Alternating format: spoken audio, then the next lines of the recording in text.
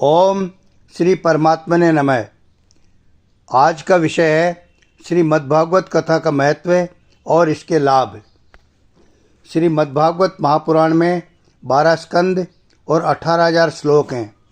इसमें मुख्य रूप से भगवान विष्णु के विभिन्न अवतारों और विशेष रूप से भगवान श्री कृष्ण की जीवन लीलाओं, कहानियों और चमत्कारों का विस्तार से वर्णन है।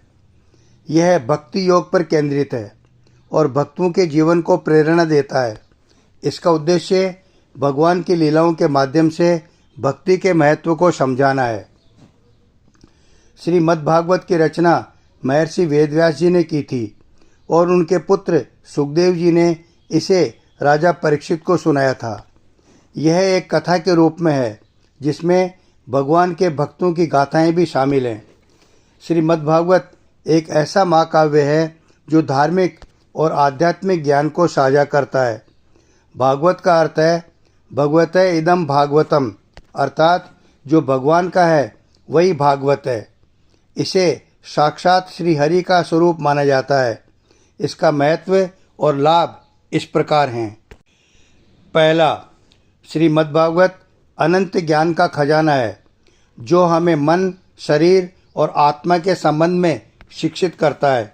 दूसरा, श्रीमद्भागवत कथा केवल एक कथा मात्र नहीं है, बल्कि यह भगवत प्राप्ति का सर्वोत्तम साधन है। इसके सुनने से मनुष्य के जीवन में समस्त पापों का नाश हो जाता है। तीसरा, भागवत साक्षात भगवान का स्वरूप है, इसलिए इसका पठन तथा श्रवण वैकुंठ का फल प्रदान करता है। चौथा, श्रीमद्भागवत कथा का महत्व बताते हुए श्री सुखदेव जी ने कहा है कि अमृत का फल केवल दीर्घायु है, यानी अमृत केवल दीर्घायु प्रदान करता है, जबकि श्रीमद्भागवत कथा का फल भगवत प्राप्ति और पापों का नाश है। यह कथा देवताओं के लिए भी दुर्लभ है। पांचवा, जिस प्रकार भगवान के नाम में समस्त शक्तियाँ समाहित हैं, उसी प्रकार श्रीमद्भागवत के हर श्लोक में पूर्ण शक्ति होती है। यह शक्ति मनुष्य को सकारात्मक ऊर्जा से भर देती है। छठा, श्रीमद्भागवत की कथाएं सुनने से मनुष्य को सत्य का ज्ञान प्राप्त होता है, जिससे उसके विचार और कार्य सत्य की दिशा में आगे बढ़ते हैं। परहित के कार्य करने की प्रेरणा मिलती है। आत्मविश्वास और आंतरिक शक्ति प्राप्त होती है, जिससे उसे सही दिशा में आगे बढ़ने का बल मिलता है। सातवां, इसकी कथा सुनने से मोक्ष और भगवान की निष्काम भक्ति प्राप्त होती है।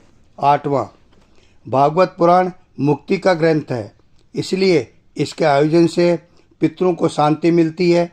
इससे सभी तरह के ग्रह दोष, पितृदोष आदि समाप्त हो जाते हैं और नकारात्मक ऊर्जा निष्प्रभावी हो जाती है।